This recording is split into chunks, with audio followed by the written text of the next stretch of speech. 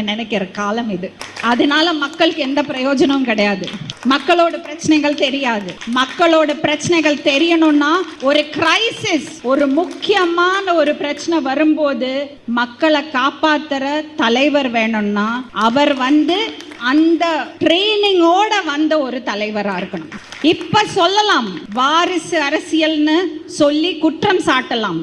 வாரிசு அரசியல் இல்லாத இடத்துல என்னாச்சு? இங்க நல்ல விஷயங்கள் எல்லாம் யாரும் பேசுறது இல்ல. நல்ல விஷயங்கள் பேசணும்னா இந்த பக்கத்து மக்கள் மட்டும்தான் பேசணும்னு நினைக்கிறாங்க. அப்படி கிடையாது.